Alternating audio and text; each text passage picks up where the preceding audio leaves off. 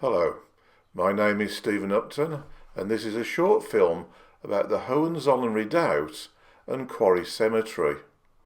Our location is in France, more or less equidistant between the villages of Vermelles, Auchy-les-Mines and Hulloch, where you see the red arrow there. And it's right on what was the British front line in 1915. On this 1915 trench map you can see there, which is my takeoff point for the film, the quarry just to the left, and the right there, the Hohenzollern Redoubt. If we now just move forward 1 year and look at a next trench map, you see the addition of all those little dots, those little circles there highlighted is one. They're mine craters. So just in a matter of a few short months, there's a lot of underground activity from both sides, tunnelling under the opposing side's trenches and detonating large amounts of high explosives. We move on now to actually two maps stitched together across the middle, but they're both dated from 1917. As usual, British trenches in blue, Germans in red, and you can see there's been a huge amount of activity with a lot more trenches created.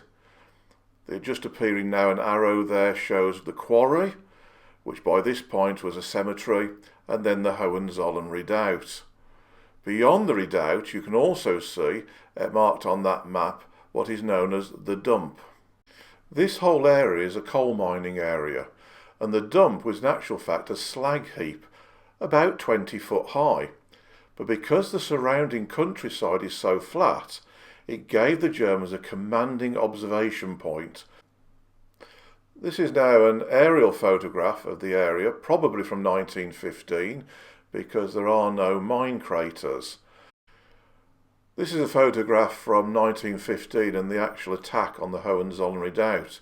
You can see the gas clouds there in the distance. But notice how flat the ground is, and those white lines in the foreground are British trenches, the white being the chalk that's been dug out. And in this 1919 photograph taken just after the war, this is one of the craters. Note the person stood on the right, on the lip looking down, gives you an idea how deep some of these craters were. We're now going to take to the air. This is Quarry Cemetery, and we're actually looking towards the south. Towards, in the distance just to the right, will be the village of Vermelles. In September of 1915, from the 25th through to the 8th of October, there's a huge battle here in the ground that's ahead of us, and that was the Battle of Loos.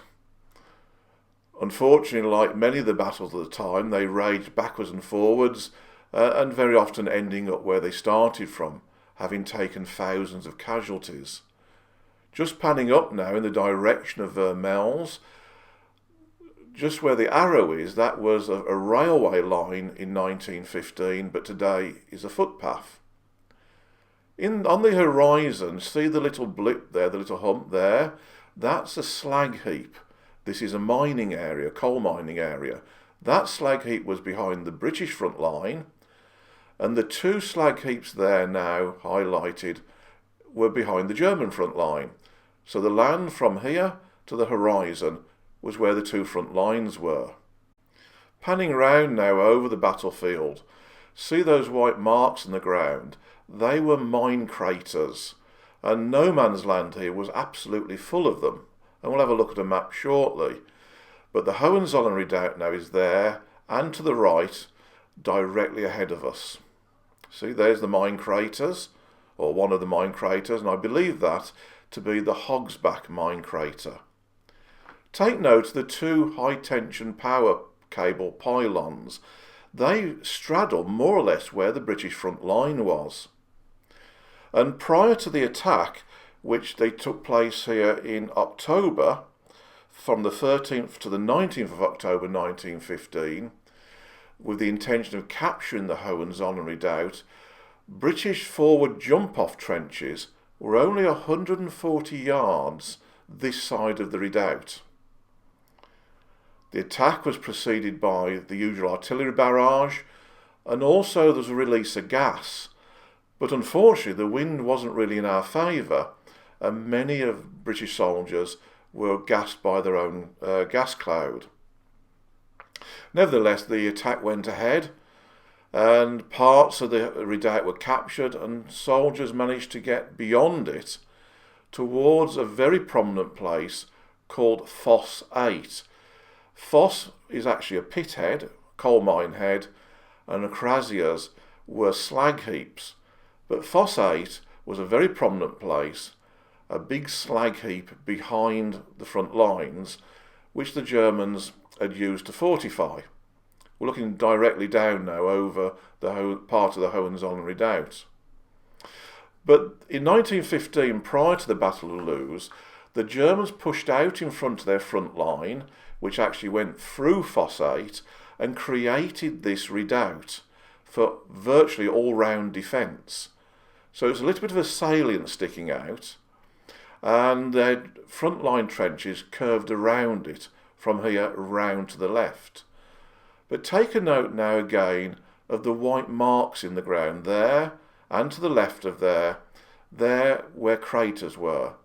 And from this 1917 map, you can see them clearly marked. So there's a considerable number of craters.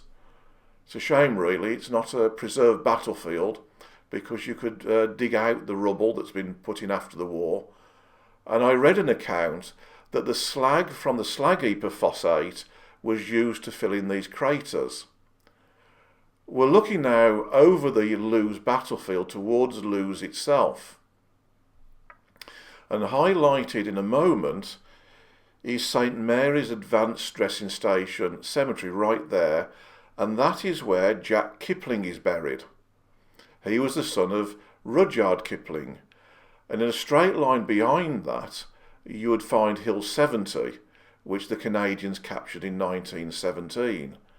The twin slag heaps, craziers, are very clear there on the horizon. We swing round now through 180 degrees and look down over the Hohenzollern Redoubt.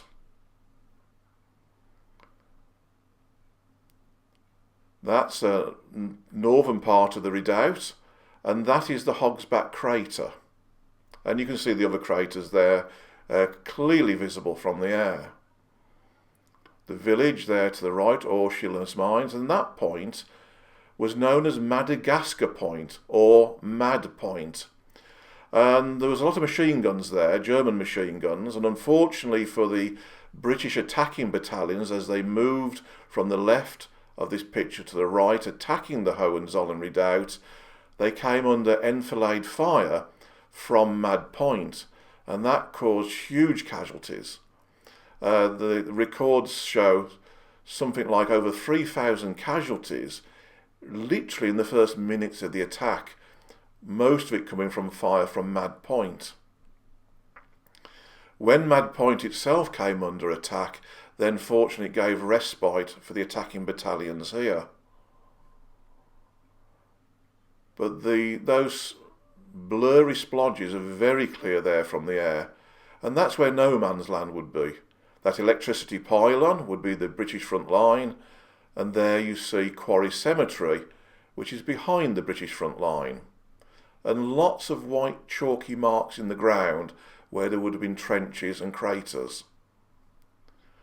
And now we turn round again for a retreating look upon the Hohenzollern Redoubt. You can't really see it from the air, but if you walk the ground, you find how uneven it is and how many craters there are still within that area. In 1916, there was a lot of tunnelling activity. From the 2nd to the 18th of March, there was a lot of tunnelling going backwards and forwards between the British and the German front lines, detonating lots of craters and trying to capture them.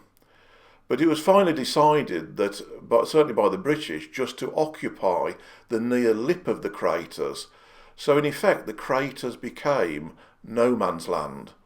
The British on one lip, the Germans on the others.